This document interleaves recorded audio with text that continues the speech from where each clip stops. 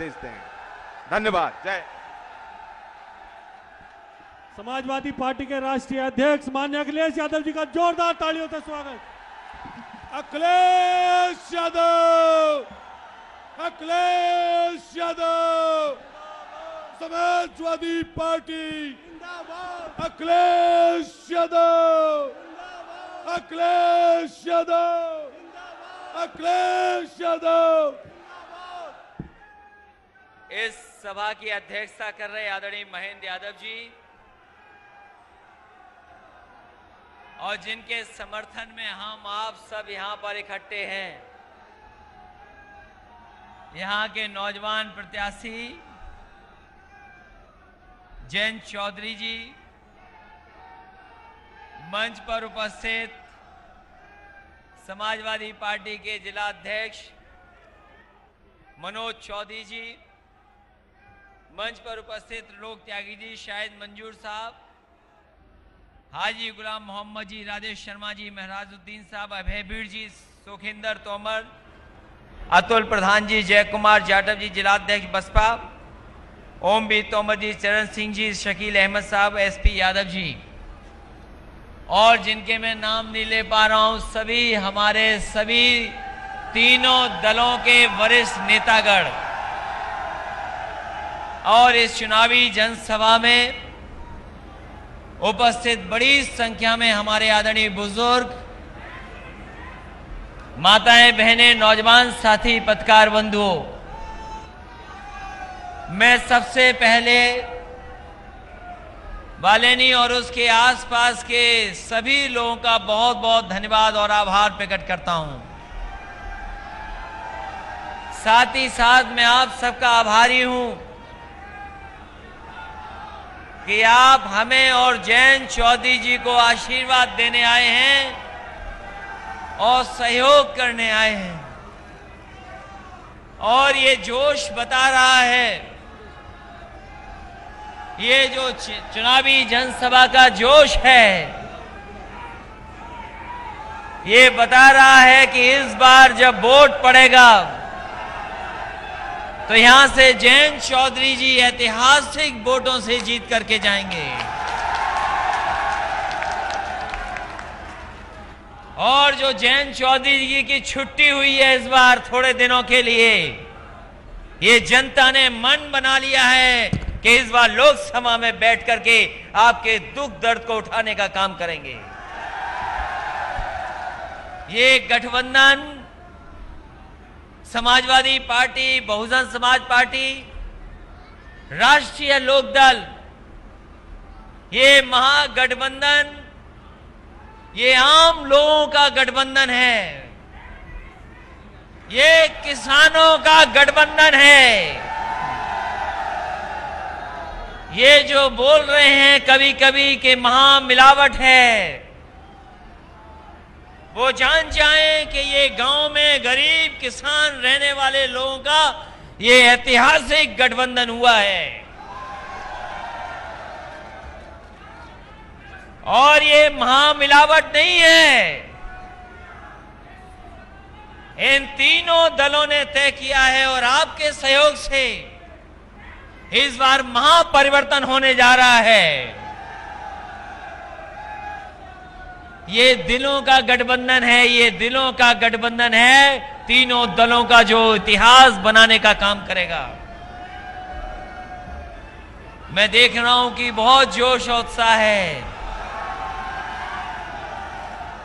ये लगता है जोश के सामने मशीनें कुछ कर नहीं पाएंगी।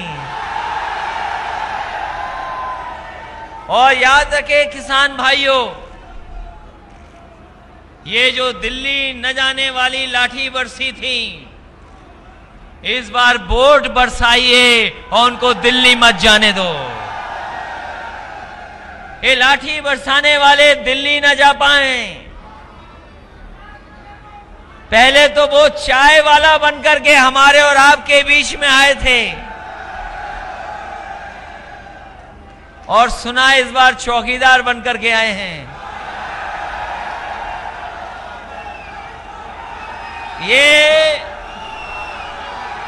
ये उत्साह बता रहा है कि इस बार उनकी चौकी बचने वाली नहीं है। ये चौकी छीनने वाला चुनाव हो गया इस बार तो।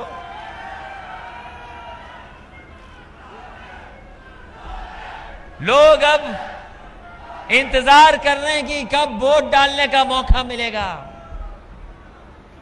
5 साल में जो तकलीफ दी है, परेशानी दी है, और याद रहे लोकतंत्र में जो सरकार जनता को दुख दर्द देती है, समय आने पर जनता उनसे हिसाब किताब करने का काम भी करती है। कहा था कि अच्छे दिन आएंगे, अच्छे दिन नहीं आए। कहा था कि हम करोड़ों लोगों को, नौजवानों को नौकरी देंगे, हमारी आपकी सब नौकरी छीन ली, नौकरी छीन ली। और किसानों को सुविधाएं मिलती, उनकी मदद होती, लेकिन बताओ किसानों को उनके खेतों पे खड़ा होना पड़ रहा है। किसान हमारे खेतों पे रखवाली कर रहे हैं, और वो बात मैं नहीं बोलूंगा जो खेत वालों को आप कहते हो, वो बात नहीं बोलूंगा मैं। क्या माहौल बना दिया उत्तर प्रदेश का। सुना है हमारे बाबा मुख्यमंत्री जी यहीं आए हैं आपके जिले में कहीं पर। अब कोई सुनने वाला नहीं है, उन्हें मठ में जाना पड़ेगा इस चुनाव के बाद में। कोई नहीं आया, कुर्सी खाली है। और कैसे मुख्यमंत्री हैं जो हमारे भगवान की जात बताते हैं। कभी कभी जात बताने लगते हैं और कहते हैं कि अगर बंदर भगाना है तो हनुमान चालीसा पढ़ लो, अपने आप बंदर भाग जाएंगे। बता रहे कि स्मार्ट सिटी बनाएंगे, गाजियाबाद स्मार्ट सिटी। कहां स्मार्ट सिटी बने हैं, कोई हमें बता दो। कई स्मार्ट सिटी नहीं बने। और ऐसे स्मार्ट मुख्यमंत्री जो कुंभ में स्नान करना भी नहीं जानते, अगर देखा होगा तो आप जानते होंगे। ये सरकार किस दिशा में जा रही है कोई नहीं जानता, कोई नहीं जानता। और ये सरकार के लोग कहते हैं कि हम नया देश बनाएंगे। अखबारों में पढ़ते हैं, टीवी पर देख रहे हैं, ये बीजेपी के लोग कह रहे हैं कि नया भारत बनेगा। हम स्वीकार करते हैं नया भारत बनेगा, लेकिन नया प्रधानमंत्री नया भारत बनाएगा। ये प्रधानमंत्री नया भारत नहीं बना सकते। और हमारा कहते हैं कि गर्व से सर उठ गया दुनिया में। अगर हम दुनिया में आंकड़े देखें अपने देश के, हमारा आंकड़े में पीछे दिखाई दे रहे हैं। हमारा आंकड़े में पीछे हैं। आज बेरोजगारी में सबसे पीछे हैं। इतने बड़े पैमाने पे कभी बेरोजगारी नहीं आई होगी। इतनी बेरोजगारी कोई सरकार आएगी उसको न जाने कितने फैसले लेने पड़ेंगे, तब जाकर के हम नौकरी और रोजगार दे पाएंगे।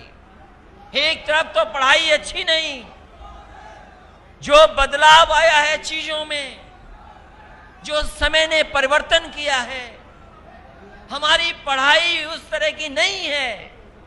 इसलिए हमारे गठबंधन की यह भी जिम्मेदारी है कि हमारे नौजवानों को जो नौकरी रोजगार मिले, वहीं आज के समय की अच्छी पढ़ाई का और सस्ती पढ़ाई का इंतजाम कैसे हो, वो भी हमारी जिम्मेदारी है। अगर देश हमारा दुनिया के मुकाबले चले तो हमें अपनी चीजें ठीक करनी पड़ेंगी। हमें अपना अस्पताल ठीक करना पड़ेगा जहां इलाज करना है गरीबों का। कॉलेज यूनिवर्सिटी बनाने हैं कि कम से कम हमारे नौजवानों का भाग्य अच्छा हो। अगर वो मेहनत करके कुछ करना चाहें तो वो मेहनत करके कर सकें। इस भारतीय जनता पार्टी ने तो हमारे नौजवानों के सपने भी तोड़ दिए। अब हमारा नौजवान सपने भी नहीं देख सकता, ऐसे ही हालात पैदा कर दिए हैं। किसान तो है ही बर्बाद। कहते थे 1.5 गुना हम लागत किए दे देंगे। बताओ किसी फसल का 1.5 गुना मुनाफा मिलाओ हमारे किसानों को तो बताइए। आपने अपना खून पसीना बहा करके गन्ना पैदा किया, पूरे प्रदेश देश के लोगों को चीनी पहुंचा दी। आज भी बकाया है। कहते थे 14 दिन में हम बकाया दे देंगे, लेकिन हमारे किसानों का भुगतान नहीं हुआ है। अभी भी कई हजार करोड़ हमारे किसानों का बकाया है। कह रहे कि हम 500 रुपया और 2000 रुपया दे देंगे। आज संकल्प पत्र कह रहा है कि 6000 रुपया साल का महीने का देंगे हम किसानों को। हम जानना चाहते हैं जो खाद में से 5 किलो की चोरी की है, आखिरकार उसका हिसाब किताब कहां पर, ये बता दो। बिजली महंगी कर दी, बिजली महंगी हो गई। जितना भी सामान हमारा किसान खरीद रहा है, गरीब खरीद रहा है, सब महंगा हो गया। कितनी जीएसटी लग रही है। अमीर लोग जो हीरा खरीद रहे हैं, हीरे खरीदते हैं, उन पे मामूली जीएसटी। और अगर हमारा किसान अपनी खेती के लिए और पैदावार के लिए कोई मशीन खरीद ले, ट्रैक्टर खरीद ले, तो उसमें जीएसटी 18 से लेकर के न जाने कितनी जीएसटी देनी पड़ रही है। अमीरों के लिए कम जीएसटी, अमीर सस्ते में ले ले सामान, लेकिन हमारा किसान महंगा सामान ले रहा है। नुकसान कर दिया, सबके सब मिल बर्बाद हो गए।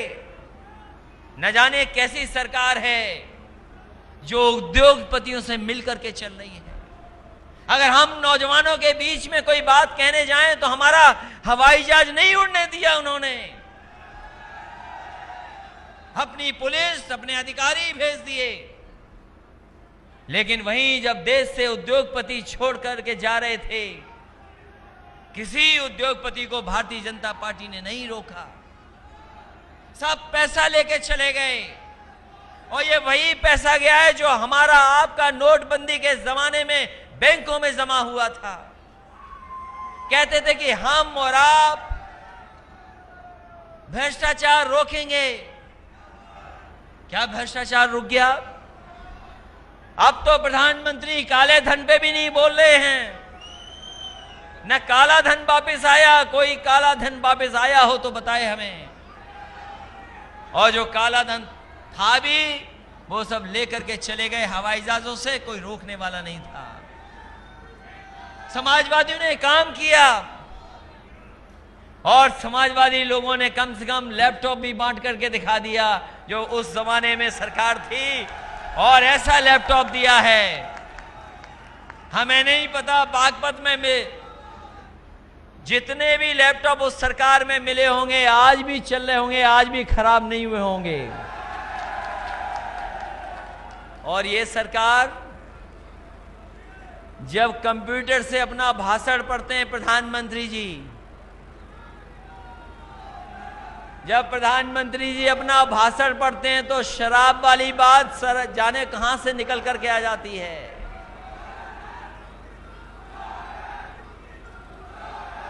न जाने कहां से निकल करके आ जाती है। पता नहीं किसने सिखाया उनको कि टेलीप्रॉम्प्टर से पढ़ दो। और देखो अब तो उनको कंप्यूटर भी धोखा दे रहा है। जिस कंप्यूटर से भाषण पढ़ रहे थे उसी ने धोखा दे दिया। अब उनके साथ कोई नहीं खड़ा होने वाला है। इसलिए हम आपसे विशेष निवेदन करने आए हैं। ये गठबंधन हमारा किसानों की खुशहाली के लिए बना है। हमारा किसान तरक्की के रास्ते पर कैसे जाए, खुशहाली के रास्ते पर कैसे जाए, ये नौजवान को नौकरी और रोजगार कैसे मिले, उसका रास्ता खोजना होगा। तमाम पुल बने और इंतजाम किए। जो समाजवादी सरकार में पुल बनना भी शुरू हुए थे, या फिर काम रोक दिया या फिर पैसा रोक दिया, उन काम को पूरा नहीं होने दिया। मुझे याद है इसी क्षेत्र में एक छपरौली से पुल हमने स्वीकृत किया था। हरियाणा के मुख्यमंत्री जी और हमने मिलकर के तय किया था कि पुल बनाएंगे। उत्तर प्रदेश सरकार ने तो पैसा दे दिया, लेकिन जैसे ही बाबा जी वाली सरकार आई, पता नहीं क्या हुआ कि वो पुल नहीं बन पाया। जैसे गांव में गला घोटू बीमारी होती है जानवर को, वैसे ही सरकार को काम रोको बीमारी आ गई है। हर चीज छीनने वाली सरकार है। यहां के पहलवानों को सम्मान दिया समाजवादियों ने, यश भारती से सम्मान दिया, उनको सम्मान राशि भी मिलती थी 50,000। यहां बड़े पैमाने पे पहलवान हैं, नाम रोशन किया उन्होंने। न केवल प्रदेश और देश के स्तर पर उन पहलवानों ने नाम को आगे बढ़ाया, प्रतिष्ठा बढ़ाई, उनका सम्मान करने का काम समाजवादियों ने किया। लेकिन जो पेंशन देते थे, जो समाजवादी सम्मान देते थे, उस सम्मान को भी छीनने का काम इस सरकार ने किया है। सम्मान छीन लिया उनका, पेंशन छीन गई। इसलिए इस बार जो छीनने वाली सरकार है, उनकी कुर्सी छीनने वाली है जनता इस बार। इसलिए हम आपसे विशेष निवेदन करने आए हैं अपने बालनी और आसपास के किसान भाई, नौजवान साथियों से। गठबंधन की हवा चल रही है कि नहीं चल रही, हम आपसे जानना चाहते हैं। और जो दिलों में दूरी की थी, नफरत की दीवार बनी थी, इसी आरएलडी ने कैराना में बताओ नफरत की दीवार गिरा दी थी कि नहीं गिरा दी थी। इसलिए ये गठबंधन नफरत की दीवार गिराने के लिए है। जो खोई हुई विरासत है चौधरी चरण सिंह जी की, जो दिलों में विरासत है, उसको भी छीनने का काम भारतीय जनता पार्टी के लोग कर रहे थे। चौधरी चरण सिंह जी की विरासत को आगे बढ़ाने का भी यही चुनाव है। इसलिए एक एक वोट आप लोग जयंत चौधरी जी को दे करके उनके ऐतिहासिक जीत दिलाने का काम करना।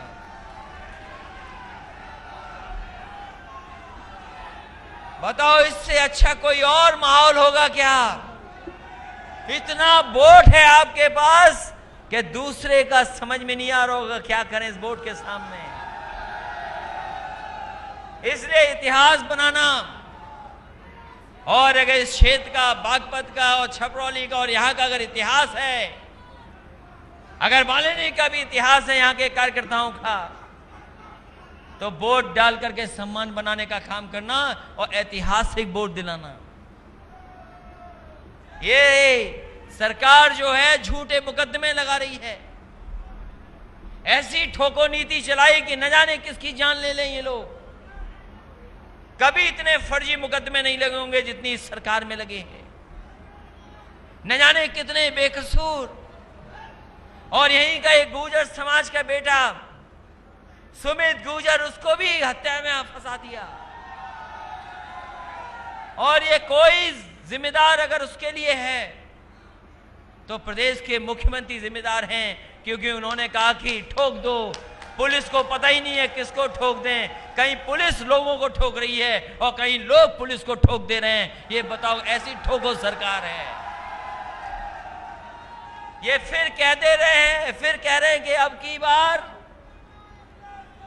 इनकी सरकार जो नारा दे रहे हैं, ये उत्साह और जोश बता रहा है कि इस बार सरकार इन्होंने खो दी। इस बार इनकी खो दी सरकार है, जाने वाली सरकार है, आने वाली सरकार नहीं है। इसलिए विशेष निवेदन है हमारा किसान भाइयों से, नौजवान साथियों से कि एक एक वोट जयंत चौधरी जी के पक्ष में डालना। क्या भरोसा लेकर के जाएं कि एक एक वोट मिलेगा उनको। इसलिए मदद करिए, सहयोग करिए और जिता करके इन्हें लोकसभा में भेजिए। यही निवेदन, यही अपील करने आया हूं। और जो महामिलावट वाले लोग हैं जो कह रहे हैं कि महामिलावट है, ये महामिलावट नहीं है, ये महापरिवर्तन वाला गठबंधन है। और हमें उम्मीद है कि आने वाले समय में देश को नया प्रधानमंत्री मिलने जा रहा है और नया प्रधानमंत्री हमारे किसानों का दुख दर्द समझेगा। नया प्रधानमंत्री खेतों की, गांव की खुशहाली लाने का काम करेगा। जो आज़ादी के बाद जो सम्मान गरीबों को नहीं मिल पाया है, वो सम्मान दिलाने का काम आने वाले समय में नया प्रधानमंत्री करेगा। इन्हीं शब्दों के साथ आप सबका बहुत बहुत धन्यवाद। इस उम्मीद और इस भरोसे के साथ कि एक एक वोट जयंत चौधरी जी के पक्ष में जाएगा। बहुत बहुत धन्यवाद। मैं अभय बीड़ जी का भी धन्यवाद देता हूं और बहुत सारे साथी अब जो इस माननीय मंच पे हैं, उनका बहुत अखिलेश बहुत यादव आभार जी व्यक्त करता हूं। को